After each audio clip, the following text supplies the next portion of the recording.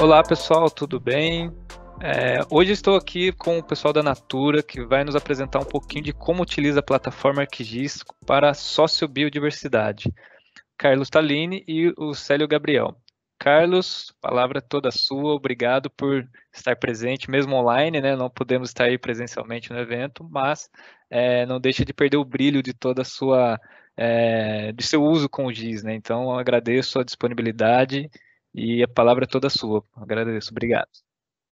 Com certeza. Obrigado, Jefferson. Obrigado primeiro a Imagem pelo convite. Também agradeço a Natura, né, por ter liberado a gente aí para participar desse momento legal com vocês. E agradeço ao Gabriel também por estar com a gente. O Gabriel que faz parte da minha equipe.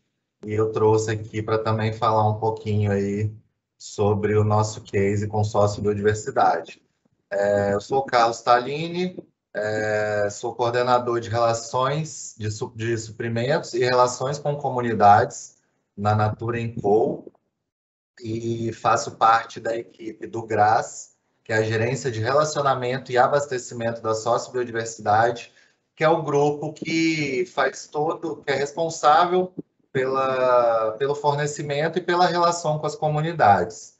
Mas eu vou deixar para falar um pouco melhor mais para frente. E aí também deixo para passar a palavra para o Gabriel conforme a gente for fazendo a apresentação. Pessoal, então a gente está aqui hoje para falar do sistema de inteligência geográfica da Natura, né? Que é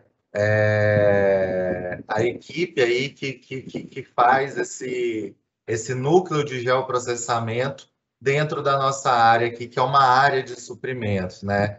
E a gente está chamando esse núcleo aí, a gente chama esse núcleo de Natura GIS, certo? E aí a gente vai falar um pouco sobre ele hoje, mas antes eu queria apresentar para vocês aqui um pouco da Natura Co, né? Natura Co, que ganhou aí tem pouco tempo uma nova irmã para fazer parte desse grupo. E o grupo hoje ele é composto por Avon, Natura, The Body Shop e Aesop, né? Então são essas quatro marcas que compõem a família Natura Co. E juntas, essas quatro empresas, elas formam o quarto maior grupo do ramo de beleza do mundo, com diversos números expressivos aqui, né? Mais 6 milhões de consultoras, 3 mil lojas. Apesar de a gente ter a Natura e a Avon aí com uma grande força na venda direta, né? A gente tem a The Body Shop e a Aesop e também algumas lojas já da Natura, né? Que fazem parte desse portfólio aqui. Somos mais de 40 mil colaboradores, presentes em mais de 100 países, com uma receita bruta de mais de 10 milhões de dólares e 200 milhões de consumidores. Mas eu acho que aqui, o que a gente vai inclusive ver hoje, o grande ponto, a Natura, o objetivo dela não é se tornar o maior grupo de beleza do mundo. O nosso lema é se tornar o melhor grupo de beleza para o mundo. E isso traz uma diferença considerável na nossa forma de agir, na nossa forma de agir com a sociedade, com os parceiros, fornecedores, colaboradores, enfim. E é esse o nosso grande objetivo aqui internamente.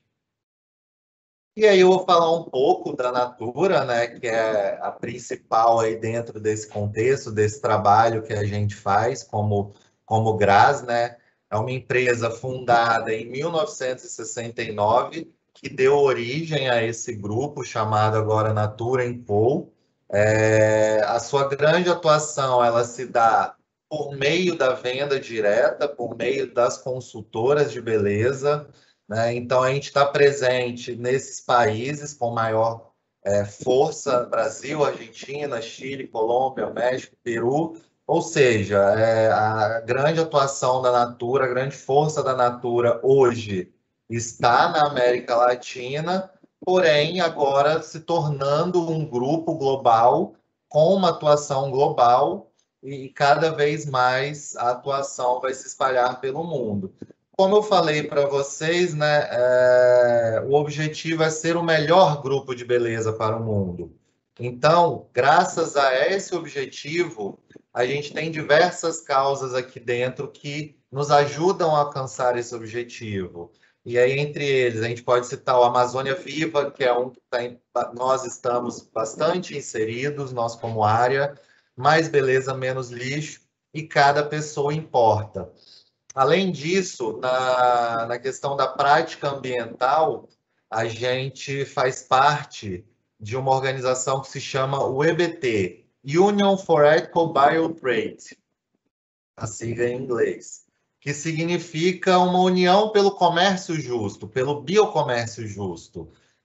Então, isso é uma certificação que nós possuímos, principalmente para a marca Ecos, e reconhece que o uso desses ingredientes da biodiversidade, que a gente vai ver um pouco mais na frente, eles estão sendo obtidos de forma sustentável e de forma justa para todos aqueles que estão presentes na cadeia.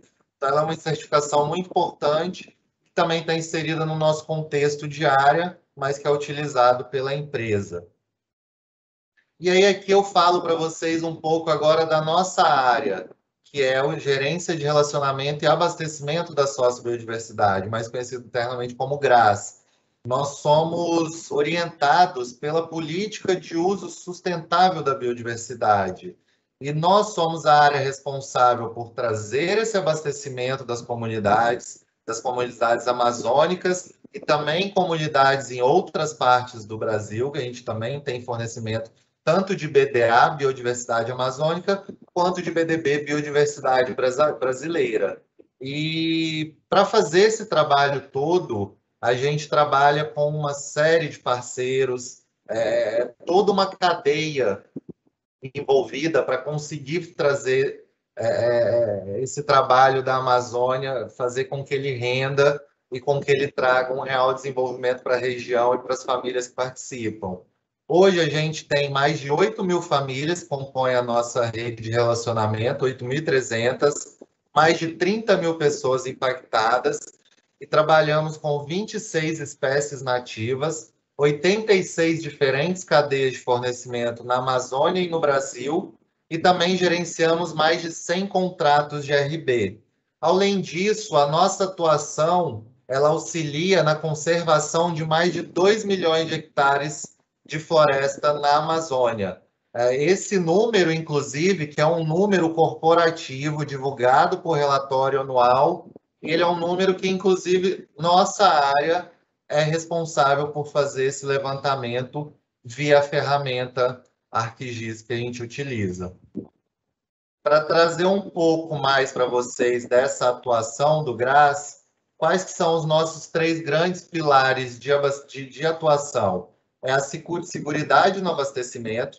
Aí dentro disso a gente tem diferentes atividades como planejamento de safra, assessoria técnica para as comunidades. Nós temos toda uma equipe de agrônomos, engenheiros florestais, que dão esse acompanhamento, que esclarecem, acompanhamento técnico, desenvolvimentos, etc. Tem todo um planejamento logístico envolvido, e assim, né, a logística na Amazônia não é fácil, é um desafio bem grande, e a prospecção de novos fornecedores para garantir esse abastecimento. Além disso, somos pautados pelo comércio justo, via certificação que eu comentei com vocês, repartição de benefícios, relação direta com as comunidades, nós não temos intermediários, não usamos intermediários, a gente tem uma relação direta tanto com as cooperativas e associações parceiras, quanto até mesmo com as famílias fornecedoras. É uma cadeia de valor ganha-ganha, então são negociações win-win e sem contrato de exclusividade, né? O objetivo é desenvolver a região, é desenvolver essas comunidades, e caso esse desenvolvimento venha por meio de outras parcerias, de outros clientes, não existe problema nenhum, a gente até estimula isso, né? E esse desenvolvimento, o objetivo é a gente sempre trazer esse desenvolvimento para essas comunidades. E a gente traz isso via capacitações, treinamentos, transferências de tecnologia. A gente tem diversos projetos de implementação de agroindústria nessas comunidades, parceria com diferentes atores, sejam atores públicos, privados, terceiro setor, ONGs. Além disso, a gente apoia na capacitação de recursos para investimento que as comunidades tentam obter por si só, mas tem todo o nosso apoio nisso, né? Então, acho que aqui a gente traz um pouco do que é a nossa atuação. E para exemplificar melhor um pouco para vocês, eu trouxe aqui o exemplo da cadeia produtiva do Murumuru. Então, né, como que isso se dá do início ao fim? Como se dá uma cadeia produtiva nossa? Então, o início de tudo é a coleta na floresta, né? Esse material ele é coletado na floresta pelas famílias produtoras, elas realizam um processamento desse material, no caso das sementes, geralmente é a secagem disso, né? A gente chama, um apelido carinhoso, né? Casinhas de secagem, que são estufas para poderem secar essas sementes. Depois disso, geralmente ocorre uma quebra desse caroço para a obtenção da amêndoa em si, existe um controle de qualidade disso. Essas amêndoas, elas são enviadas para unidades de processamento, muitas dessas unidades instaladas nas próprias comunidades. Essas unidades, elas fazem um processamento desse insumo vegetal em óleos ou manteiga, é feito o invase, o ajuste, a elaboração da carga para envio, e esse material é enviado, em sua grande maioria, para o site da Natura, localizado em Benevides, no Pará, dentro da região amazônica. E de lá, esses insumos se transformam nas infinidades de produtos que nós temos aí na nossa lista de produtos. E o que é o Natura Giz, que eu falei anteriormente? Natura Giz é essa equipe dentro do GRAS que faz todo esse trabalho de geoprocessamento. É uma equipe multidisciplinar formada por agrônomos, engenheiros florestais, engenheiros de produção, como é o meu caso. Então, assim, essa equipe ela faz todo o levantamento de áreas de atuação, faz a gestão do banco de dados das famílias agroextrativistas, planejamento e controle do abastecimento.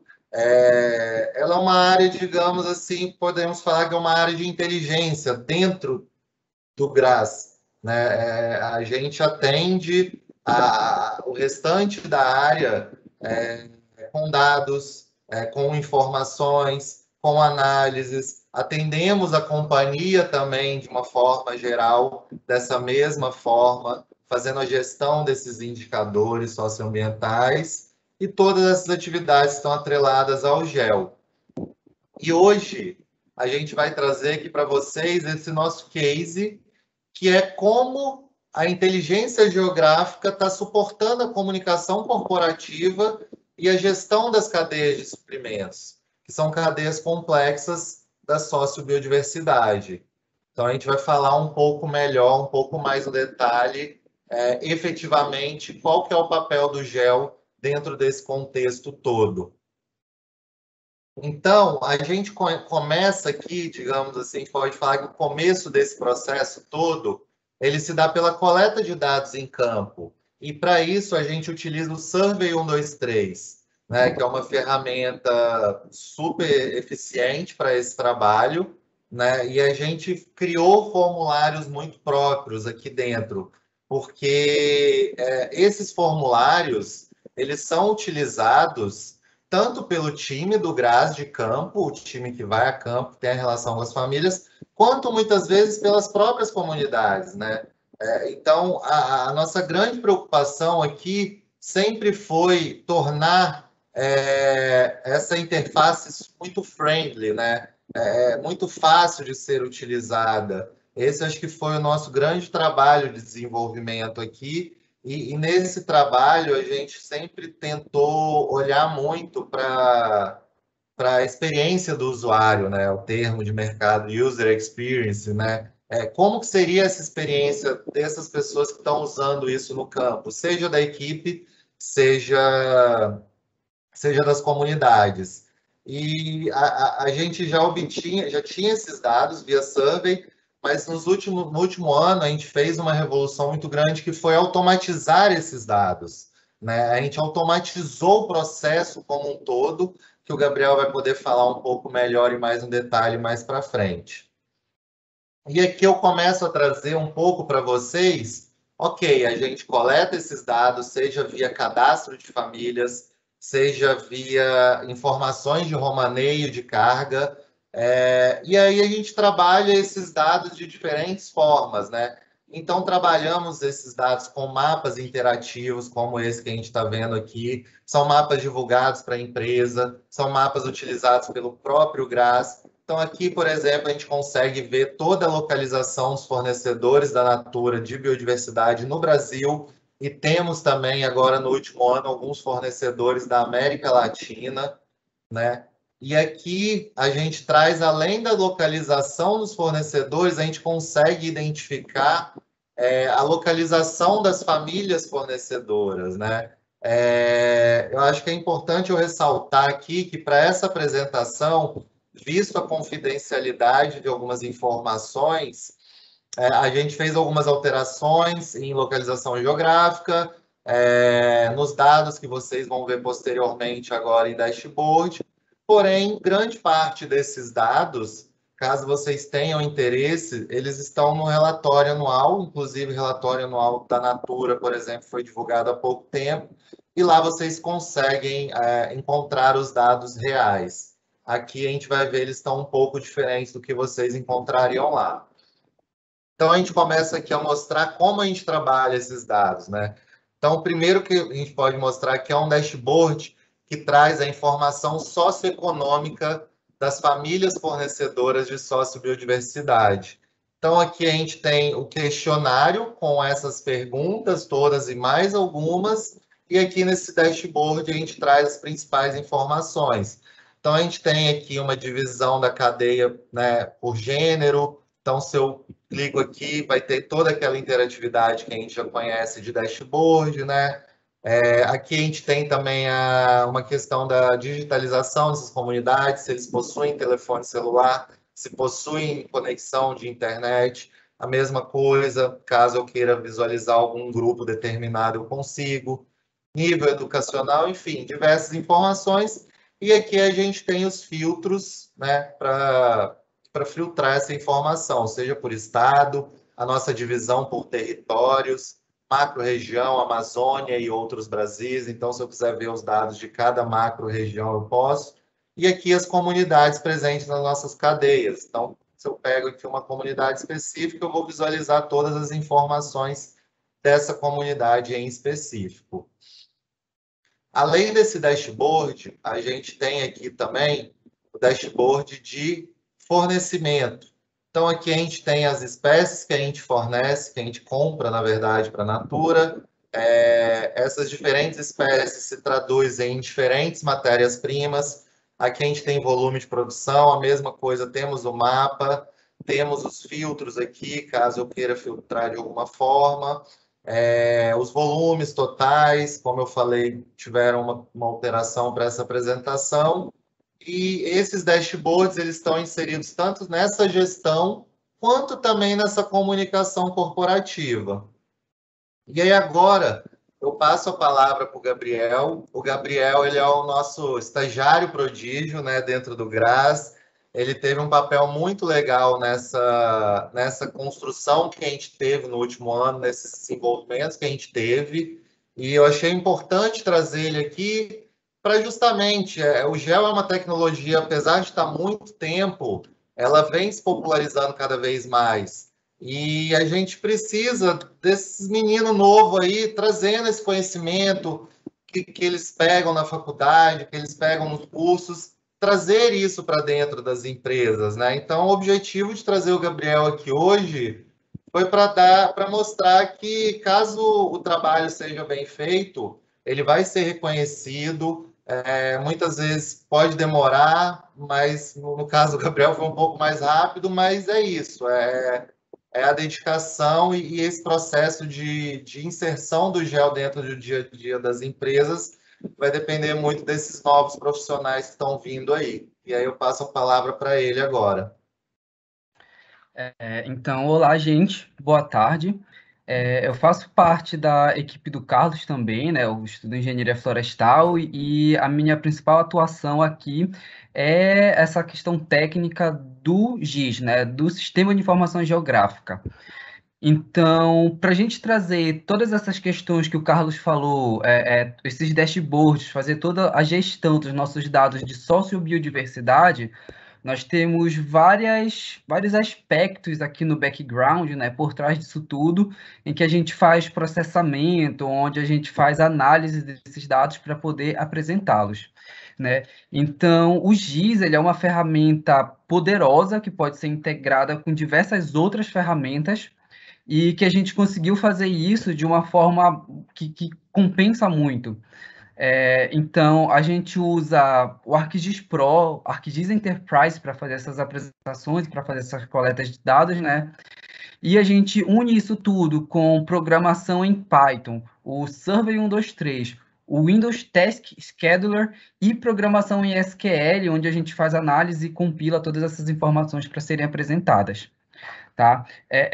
Uma das principais ferramentas que a gente teve para fazer algumas análises espaciais foi o Model Builder, né, que ele trouxe a oportunidade da gente compilar e automatizar alguns processos que eram muito repetitivos dentro do ArcGIS, né? Então, diversas análises espaciais que a gente faz para diferentes áreas dentro da nossa atuação, a gente conseguiu trazer esse benefício, essa agilidade maior para a gente fazer essas análises, apenas mudando o input de dados, né? A entrada de dados.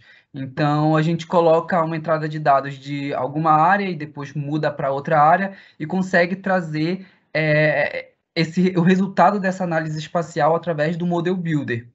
E então a gente consegue analisar, monitorar as nossas áreas de atuação, de onde estão sendo extraídos produtos da sociobiodiversidade, né, com a localização das famílias, as áreas produtivas e as unidades de conservação onde nós temos ações.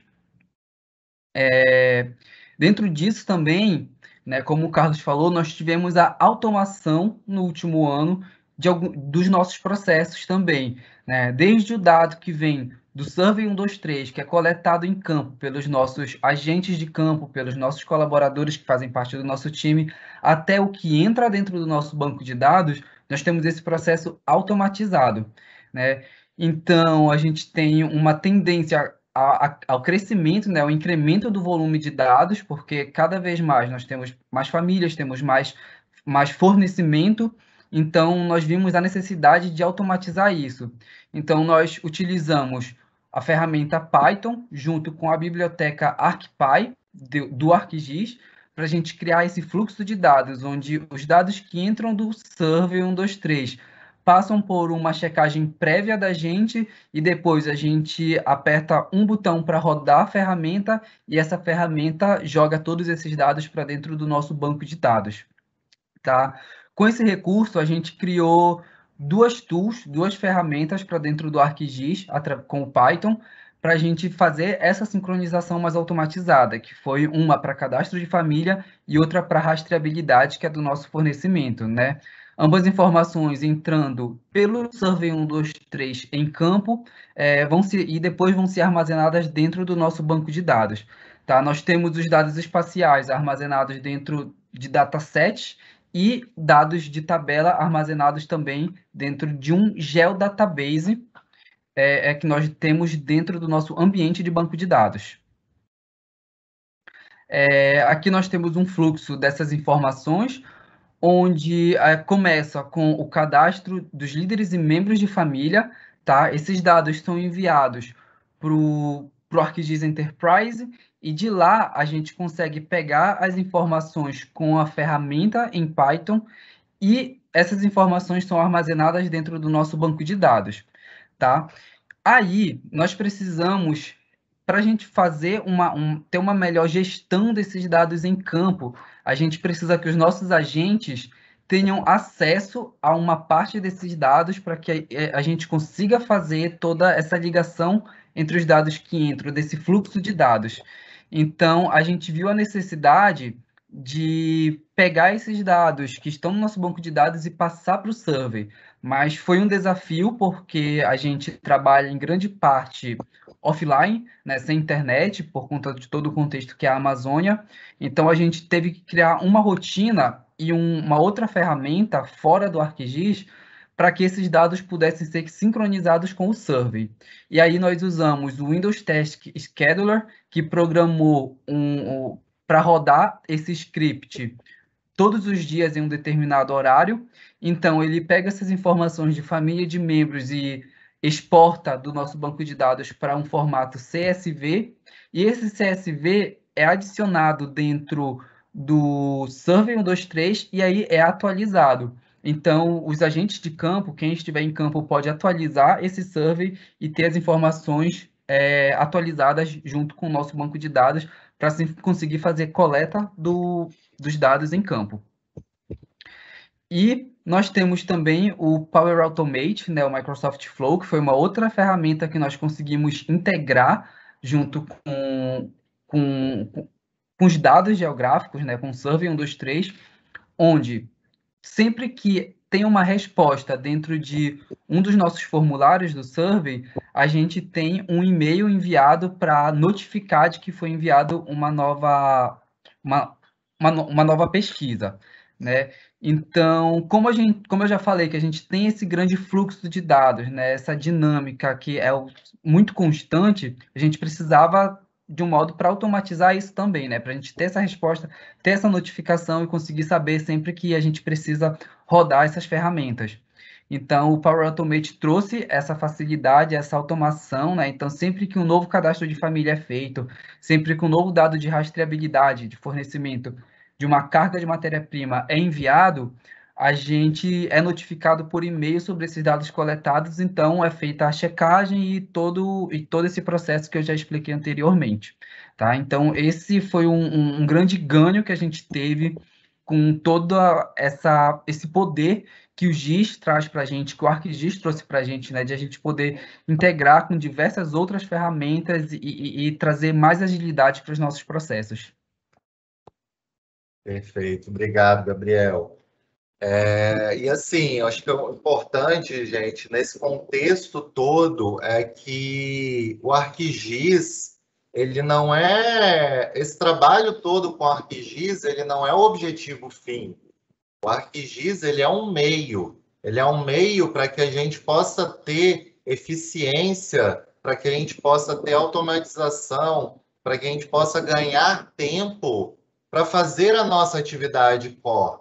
Qual que é a nossa atividade core? É fornecer para a Natura essa biodiversidade, é cuidar bem das comunidades, é trazer desenvolvimento para as comunidades, e a gente tendo esses processos mais automatizados, a gente tendo essa gestão das cadeias mais sistêmica, a gente consegue ter mais tempo para isso, né? Então, o ArcGIS ele é um meio para isso.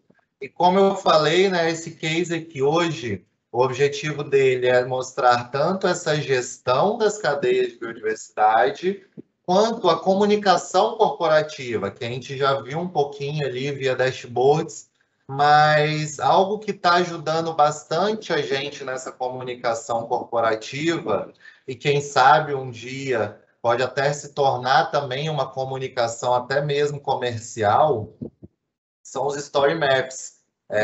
E aí a gente vai ver um pouquinho mais desse mecanismo de comunicação que o ArcGIS propicia para a gente agora.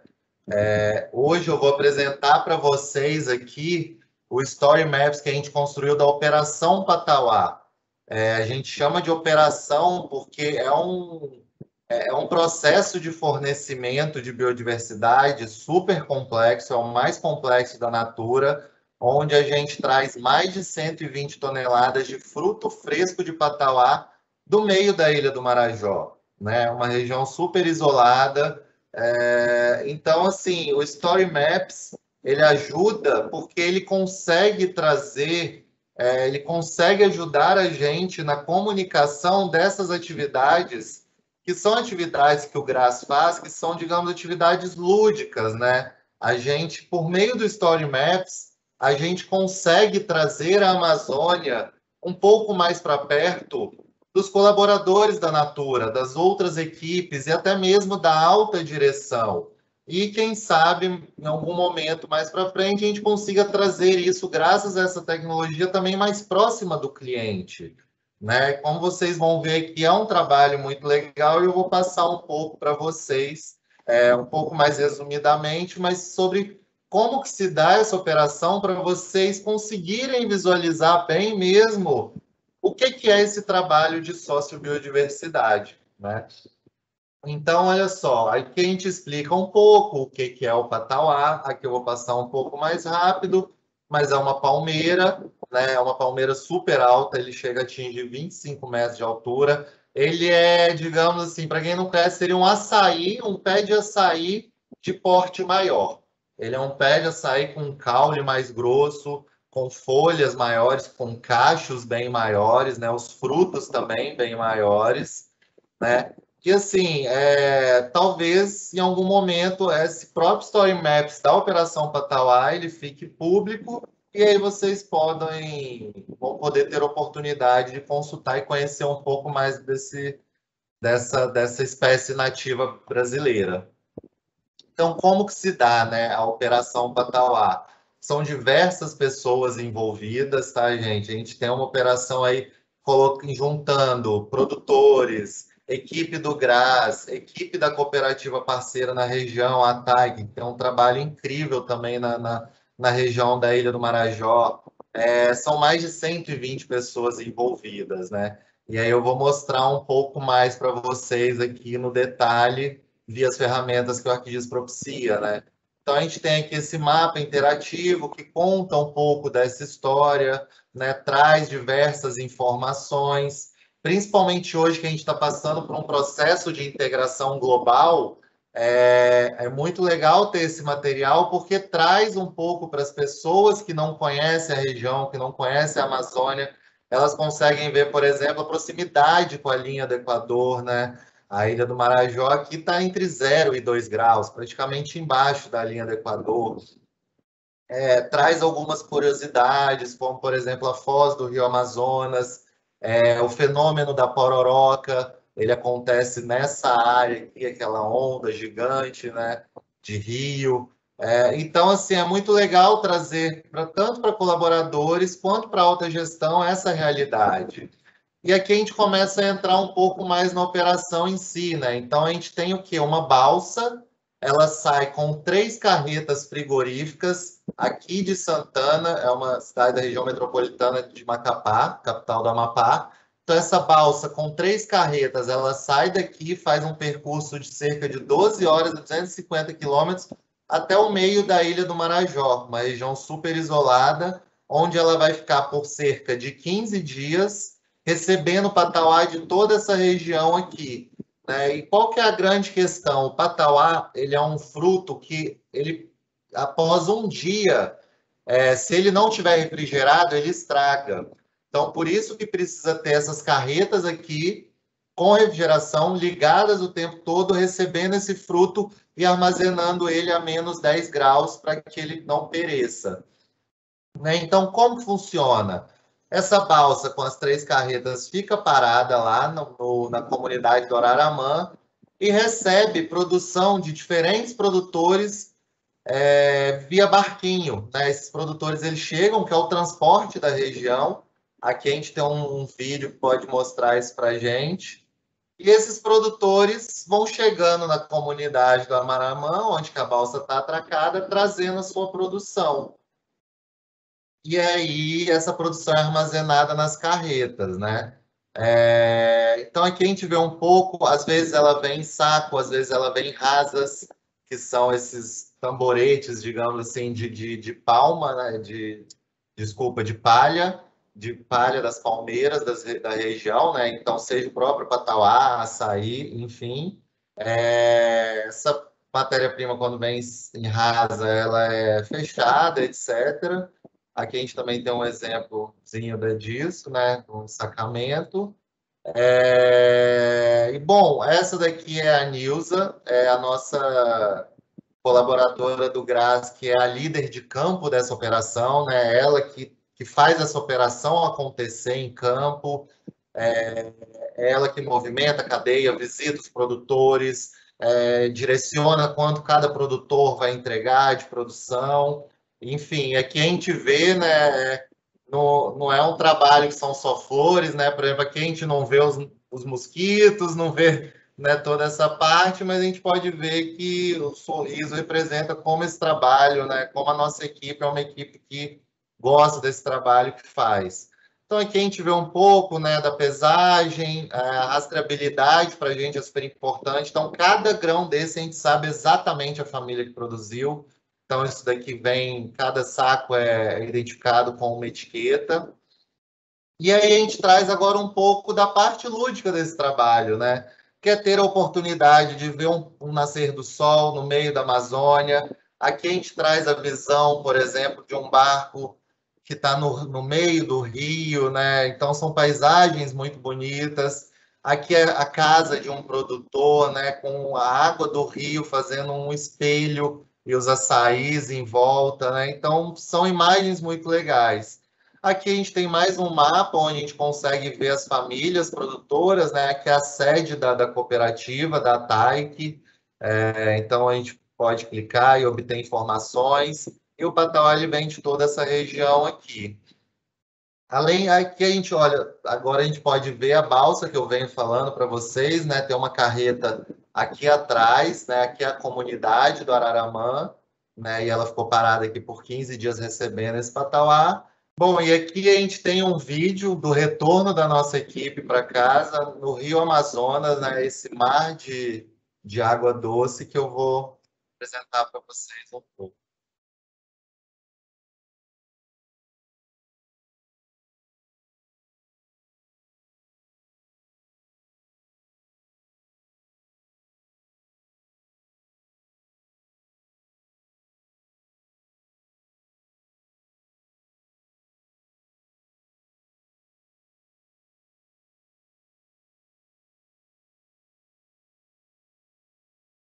E aqui a gente pode ver, né, como eu tinha comentado, as 3 carretas frigoríficas.